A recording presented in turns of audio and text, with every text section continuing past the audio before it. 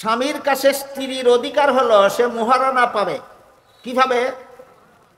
স্বামীর কাছে স্ত্রীর অধিকার হলো সে সারা জীবনের খুরাকি পাবে। স্বামীর কাছে স্ত্রীর অধিকার হলো সে সারা জীবনের পোশাক পাবে। স্বামীর কাছে স্ত্রীর অধিকার হলো সারা জীবন বসবাস করার উপযোগী বাড়িঘর পাবে। আর যদি মুসলমান হয় স্বামী স্ত্রী দুইজন, তাহলে সবচেয়ে বড় অধিকার হলো মুসলমানের মতো জীবনযাপনের ব্যবস্থা দিতে হবে। স্বামী স্ত্রী দুইজন যদি মুসলমান হয়, তাহলে স্বামীর কাছে স্ত্রীর সবচেয়ে বড় অধিকার হলো মুসলমানের মতো জীবনযাপনের ব্যবস্থা দিতে হবে। এবার বলুন, এবার আমরা একটা একটা করে গণে দেখি স্বামীর কাছে স্ত্রীর অধিকার কতগুলি। 1 নম্বর মোহর, 2 নম্বর পোশাক, 3 নম্বর খাদ্য, 4 নম্বর বাড়িঘর, 5 নম্বর মুসলমানের মতো জীবনযাপনের ব্যবস্থা। এই 5টা অধিকার স্ত্রীর দিতে যখন স্বামী আগে যখন দিতে রাজি হয়, তখন স্বামীর অধিকার স্ত্রীর উপর প্রতিষ্ঠিত হয়। এখন তোমার উপর আমার অধিকার হলো, তুমি আমার বাড়িতে বসবাস করবে, তুমি আমার ঘর দেখাশোনা করবে, তুমি আমার ঘরের মাল সামান দেখাশোনা করবে, তুমি আমার বাচ্চা গর্ভে ধারণ করবে, তুমি আমার বাচ্চাকে লালন পালন করবে। স্ত্রীরও 5টা অধিকার, স্বামীরও 5টা অধিকার ইসলামের বিধান মতে। বুঝে থাকলে এবার বলুন কাটটা আগে। এই জন্য আল্লাহ বললেন ওয়ালাহুন্না মিসলুল্লাযী আলাইহিন্না বিল মারুফ, নারীদের অধিকার তোমাদের উপর আগে, আর তোমাদের অধিকার নারীদের উপর পরে। বুঝে থাকলে এবার বলুন সূরাতুল বাকারার 228 নম্বর আয়াতে আল্লাহ নারী পুরুষ সমান অধিকার সাব্যস্ত করে দিয়েছেন না নারীর অগ্রাধিকার সাব্যস্ত করে দিয়েছেন। আরেকটা উদাহরণ দিই শুনুন। আপনারা কি মনে করেন ইহুদি খ্রিস্টানদের কাছ থেকে আমদানি করা নারী পুরুষের সমান অধিকার মতবাদের মাধ্যমে আপনাদের সমাজে মহিলাদের মান-ইজ্জত পথে ঘাটে লুণ্ঠিত হোক, সেটা কি আপনারা চান? তাদের মতো আপনাদের সন্তান হারামজাদা হইয়া জন্ম হোক, এটা কি আপনারা চান? তাহলে এইগুলির দাঁত ভাঙ্গা জবাব কোরআনে যেভাবে দেওয়া আছে সেভাবেই আপনাদের সকলের বুঝতে হবে। এবার ইসলামে নারীর অগ্রাধিকারের আরেকটা উদাহরণ দিচ্ছি শুনুন। ইসলামের বিধানে কোনো বাবার ঘরে যদি একটা ছেলে জন্ম হয়, ছেলেটাকে লালন পালন করা বাবার দায়িত্ব হয় কতদিন? ছেলেটার নাবালক তাকে যতদিন। এটা মনে রাখেন, এটা ইসলামের বিধান। ইসলামের বিধানে বাবার ঘরে যখন কোনো ছেলে জন্ম হয়, ছেলেকে লালন পালনের দায়িত্ব বাবার উপর বর্তায় কতদিন? ছেলে নাবালক থাকবে যতদিন। কিন্তু এই বাবার গর্ভে যদি একটা মেয়ে জন্ম হয়, ইসলামের বিধান বলে নাবালক সাবালক প্রশ্ন নাই, যতদিন পর্যন্ত মেয়ের বিয়ে না হবে ততদিন পর্যন্ত লালন পালনের দায়িত্ব বাবার উপর বর্তায়। এই 2টা বিধান ইসলামের বুঝে থাকলে বলুন, ছেলে লালন পালন করা, ইসলামের বিধানে ছেলে লালন পালন করার দায়িত্ব বাবার উপর বর্তায় কতদিন? নাবালক থাকবে যতদিন। আর ইসলামের বিধান মতো মেয়ে লালন পালনের দায়িত্ব বাবার উপর বর্তায় কতদিন? বিয়ে না হবে যতদিন।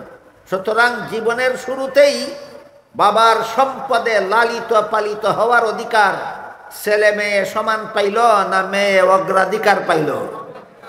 তাইলে যারা সমান অধিকার মুসলমানের সমাজে যারা জপে, গণ্ড মূর্খের দল, কি গুড়ার ডিম বুঝে সমান অধিকার কাকে বলে?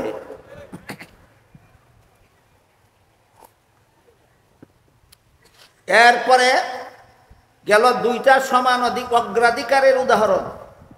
এবার শুনুন কতগুলি একচেটিয়া অধিকারের উদাহরণ। ইসলাম মহিলাদেরকে পুরুষের উপর বিভিন্ন ক্ষেত্রে শুধু অগ্রাধিকার দিয়েছে তাই নয়, বরং ইসলাম মুসলমানের সমাজে মহিলাদেরকে অনেক ক্ষেত্রেই পুরুষের উপর একচেটিয়া অধিকার দিয়েছে। একচেটিয়া অগ্রাধিকার নয়, একচেটিয়া অধিকার।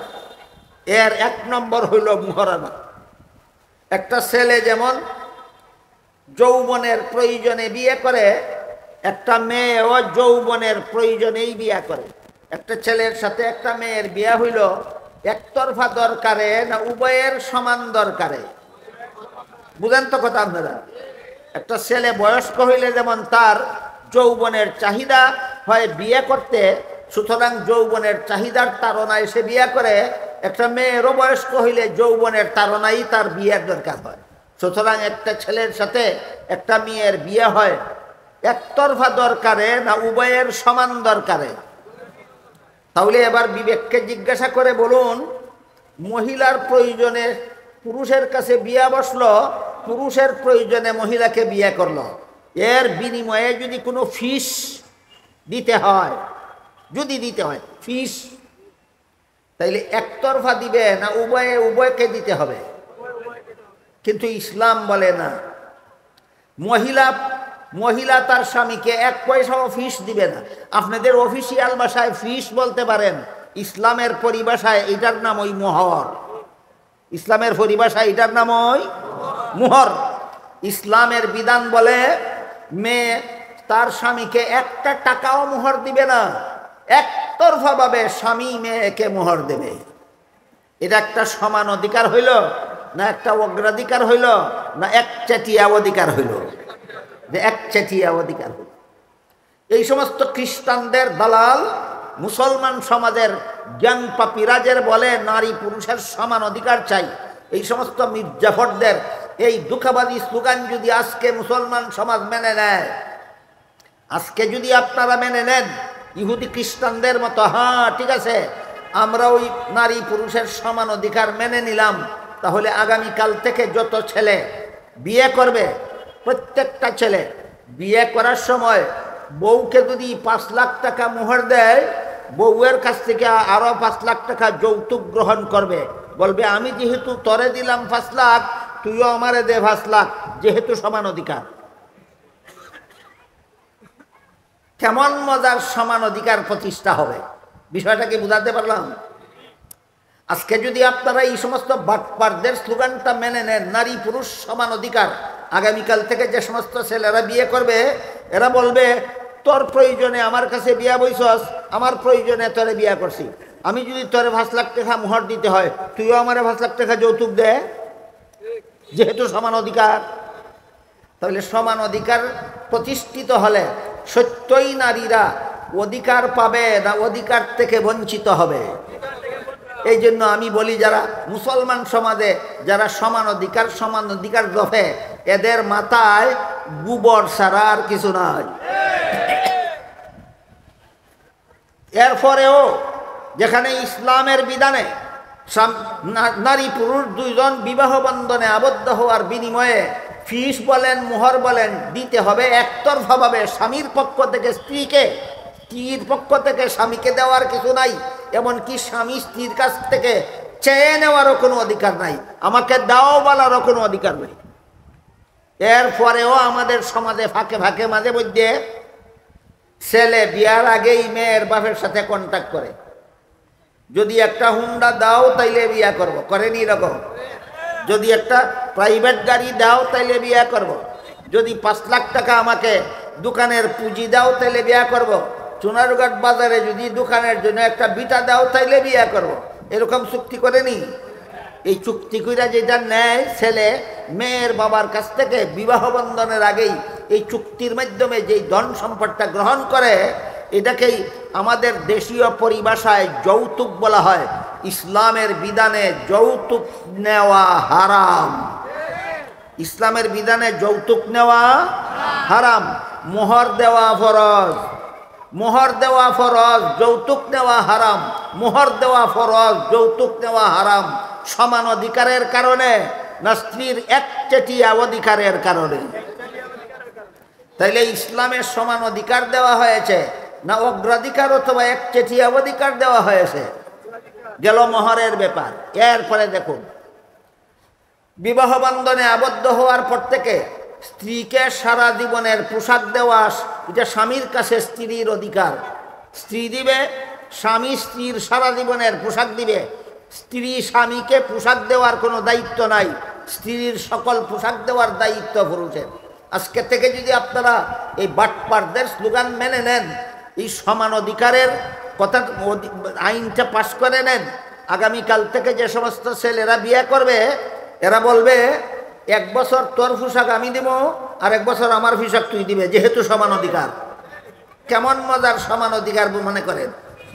3 নম্বর, পোশাক দিয়েই দায়িত্ব শেষ না সারা জীবনের খোরাকি? সারা জীবনের খোরাকি ইসলামের বিধানে কে দিবে কাকে? স্বামী দিবে স্ত্রীকে। আজকে যদি আপনারা সমান অধিকার আইন পাশ করে নেন, আগামীকাল থেকে যে সমস্ত ছেলেরা বিয়ে করবে এরা বলবে 1 বছর তোরে আমি লালন পালন করবো আর 1 বছর তুই আমারে লালন পালন করবে, যেহেতু সমান অধিকার। এরপরে খোরাকি দিয়েই শেষ না বসবাসের উপযোগী বাড়িঘর? উভয়কে দিবে না একচেটিয়াভাবে স্বামী তার স্ত্রীকে দেবে? আজকে যদি আপনারা সমান অধিকার মেনে নেন, আগামীকাল থেকে যে সমস্ত ছেলেরা বিয়ে করবে এরা বিয়ার সময়ই বউরে কইব তুই আমার বাড়ি আমার বাপের বাড়ি বসবাস করবে 1 বছর আর আমি তোর বাপের বাড়ি বসবাস করবো আর 1 বছর, যেহেতু সমান অধিকার। আমি কি আপনাদেরকে বোঝাতে পারলাম? এই সমান অধিকারের স্লোগানদারি তথাকথিত জ্ঞান পাপীদের মাথায় মস্তক আছে না গোবর আছে? এই গোবর নিয়ে চলে, গোবর নিয়ে চেঁচায়, গোবর মাথায় গোবর নিয়ে সমান অধিকারের স্লোগান দেয়। এই পর্যন্তই, কথা শেষ নয়। এদেরকে বাটপার বললাম কেন? আসলে এরা কিছু না কিছু বুঝে, এতটুকু বুঝে যে আসলে নারী পুরুষ কোনোদিন সমান অধিকার হতে পারে না। এটা বুঝে তারাও। যে সমস্ত পুরুষেরা সমান অধিকার স্লোগান দেয় এরাও বুঝে সমান অধিকার হতে পারে না। যে সমস্ত মহিলারা সমান অধিকার স্লোগান দেয় এরাও সমান অধিকার হতে পারে না বুঝে। তাইলে দেয় কেন? এটা একটা রহস্যজনক ব্যাপার। এটাই আপনাদের বুঝার ব্যাপার। সমান অধিকারের স্লোগান যে সমস্ত নারী পুরুষে দেয় এরাও বুঝে সমান অধিকার হতে পারে না। বুঝে যে আমি কেমনে বুঝলাম? আপনাদের মনে প্রশ্ন জায়গা দরকার যে তারা যে বুঝে এটা আপনি কেমনে বুঝলেন, আমি কেমনে বুঝলাম? হিসাবটা আপনাদের দিই। যে সমস্ত পুরুষেরা সমান অধিকারের স্লোগান দেয় এদের ঘরে বাচ্চা কাচ্চা জন্ম হয় কিনা?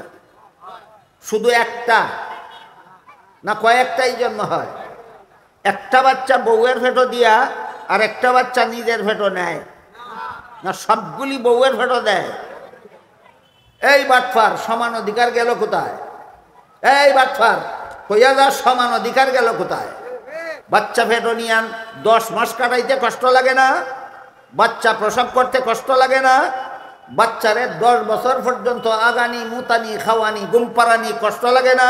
সবটা তোর বউয়ের গারো দিলে, প্রথম সন্তানেরও যাবতীয় দায়িত্ব দিলে তোর বউয়ের গারো, দ্বিতীয় সন্তানেরও যাবতীয় দায়িত্ব দিলে তোর বউয়ের গারো, সবগুলি সন্তানের এই সমস্ত দায়িত্ব দিলে তোর বউয়ের গারো। সত্যই যদি তুই মনে করস সমান অধিকার, একটা বউয়ের ভেটো দিয়ে আর একটা নিজের ভেটে নিলে না কেন? কথা বুঝলেন কিনা? কাজেই এই বাটফারেরাও বলে আসলে সমান অধিকার না। তাহলে দেখ বলে কেন? এখন হইল প্রশ্ন, তাইলে বলে কেন? যে সমস্ত পুরুষরা সমান অধিকার বলে এরাও বুঝে আসলে সমান অধিকার নাই, তাহলে বলে কেন? যে সমস্ত মহিলারা সমান অধিকার বলে এরাও বুঝে আসলে সমান অধিকার নয়, তাহলে বলে কেন? আপনারা যদি আমার কথার মধ্যে কোনো অশালীনতা আমার অনিচ্ছায় চলে আসে, দয়া করে মাফ করবেন। যদি বলেন তাইলে একটা কিচ্ছা কই আগে, এরপরে বাকি কথা কই, একটা গল্প কই আগে। এক বৈরাগ্যা আর এক বৈরাগ্নী জঙ্গল থাকত। কই জঙ্গল তাকে তপজপ করে। এরা হইল সংসার বিরাগী, মানুষের সমাজ বাস করে না।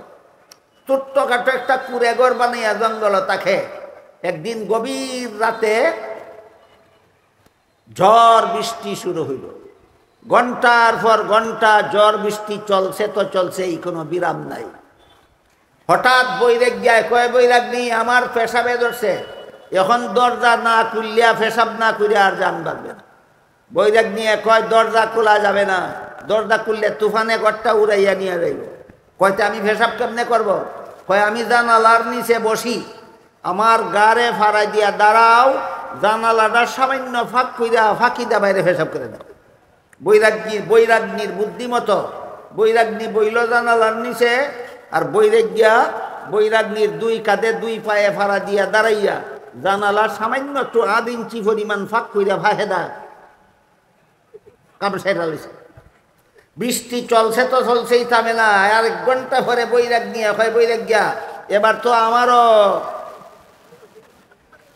পেশাব না করলে আর জান বাঁচত। বৈরাগ্য হয় চিন্তার কোনো কারণ নাই, সমান অধিকার। আমার দরকারের সময় যখন তোর গাঢ় ভাড়াই দিয়া কাম সারছি, তোর দরকারের সময় আমার গাঢ় ভাড়াই দিয়া কাম সার। এখন বৈরাগ্যা বইছে জানালার নিচে আর বৈরাগ্নি খার হইছে বৈরাগ্যার গাঢ় ভাড়াই দিয়া। জানালা একটুখানি ফাঁক কইরা যখন সাইডা দিছে সবটা জানালার বাইরে গেছে না বৈরাগ্যার মাথাত। এই হইল সমান অধিকারের ফসল। বুঝে আসছে কিনা?